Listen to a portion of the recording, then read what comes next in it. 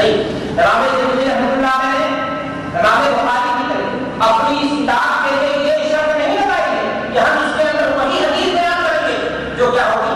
صحیح ہوگی۔ بعض علماء نے اس حدیث کی تحقیق کی ہے، لیکن میرے بھائی دوستوں وہیں پر بھی علماء نے اس حدیث کے تعلق سے بیان فرمایا ہے کہ اس حدیث کے مفہوم میں نظارت پائی جاتی ہے، اس لیے کہ اس حدیث کے اندر یہ بات کہی جا رہی ہے کہ اللہ تبارک و تعالیٰ سمائے دنیا پر اس رات کو نازل ہوتا ہے، تو سمائے دنیا پر اللہ تبارک و تعالیٰ صرف اسی رات کو نہیں نازل ہوتا ہے بلکہ ہر رات کو نازل ہوتا ہے۔ چنانچہ بعض صحابہ سے جب اس بارے میں سوال کیا گیا کہ کیا اللہ تبارک و تعالیٰ 15 شعبان کی رات کو سمائے دنیا پر نازل ہوتا ہے، تو انہوں نے جواب دیا کہ نانا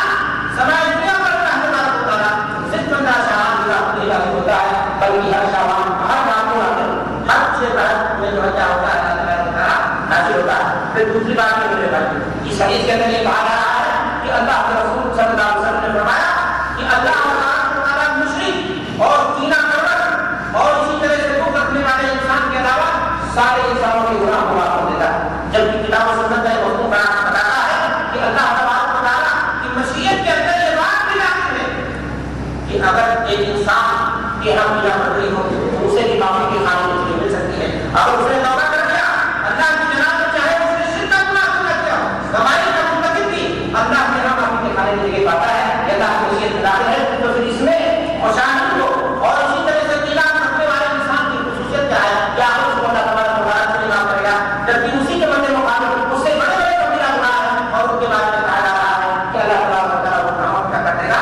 معاف کر دے گا۔ میرے بھائیو اور دوستو اس رات کے تعلق سے اور بھی بہت ساری باتیں آپ جانتے ہیں، جب کوئی فتنہ پیدا ہوگا تو دھیرے دھیرے ہر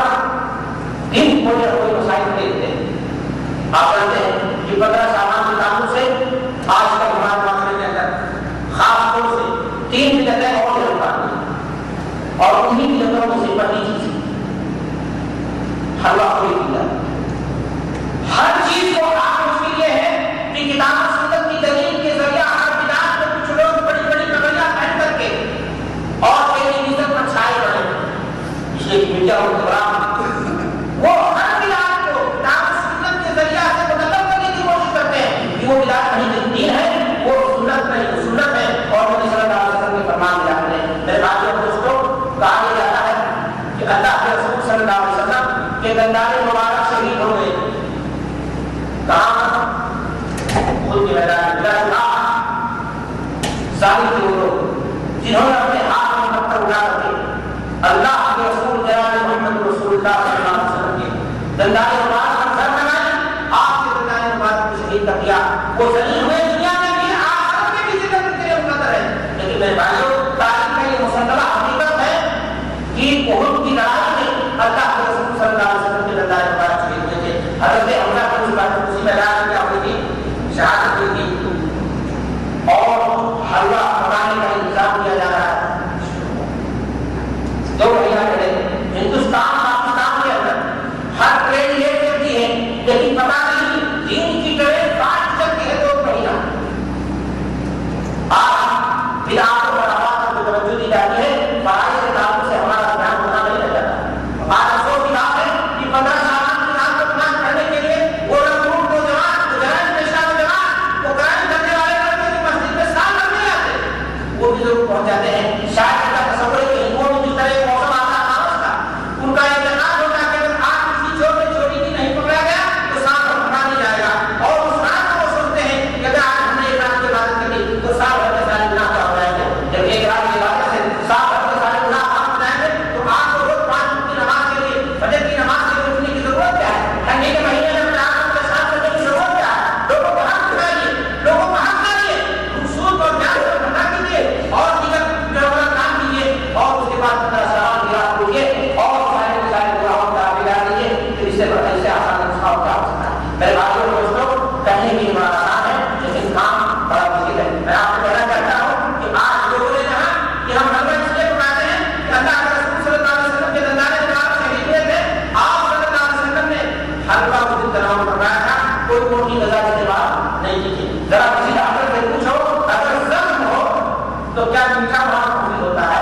ڈاکٹر تو یہ بتاتے ہیں کہ رات کو سوتے وقت پیسٹ کر لیا کرو، میٹھا کھائے ہو ورنہ تمہارے دانت میں کیا پیدا ہو جائیں گے؟ بتاتا ہے کہ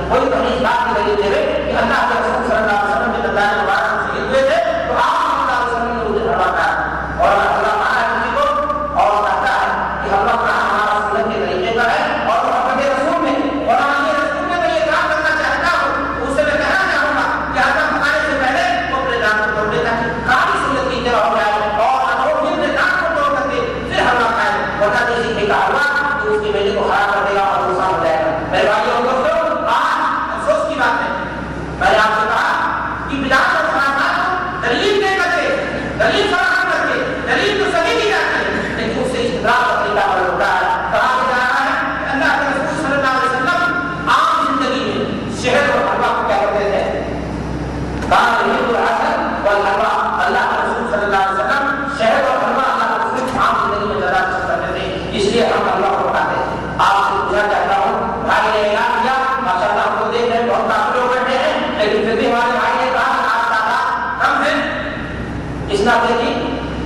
یوم آزادی کے نام پر تیاری چل رہی ہے. میں ایک بات پوچھنا چاہتا ہوں کہ پاکستان کے لوگ کیا 15 تاریخ کو آزادی کا دن منائیں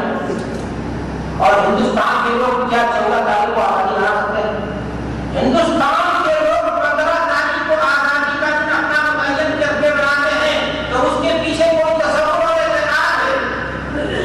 اور اسی طرح پاکستان کے لوگ 14 تاریخ کو اگر آزادی کا دن مناتے ہیں تو ان کے یہاں اس کے پیچھے کوئی تصور اور کوئی اتحاد آ جاتا ہے. آپ 15 شعبان کو خلوہ بناتے ہیں. آپ کو اگر اللہ کے رسول صلی اللہ علیہ وسلم کی سنت سے محبت ہے اور خلاف بھائی حدیث سے یہ ہے کہ اللہ کے رسول صلی اللہ علیہ وسلم کو میٹھا اور شہد پسند تھا تو آپ ڈیلی کھانا کھانے کے بعد کھانا کھا چکے ہیں آپ تھوڑی سی کوئی چیز میٹھی اس لیے کھا لیجیے کہ میں ہمارے حبیب کو یہ چیز پسند کی تو یہ تو سنت ہو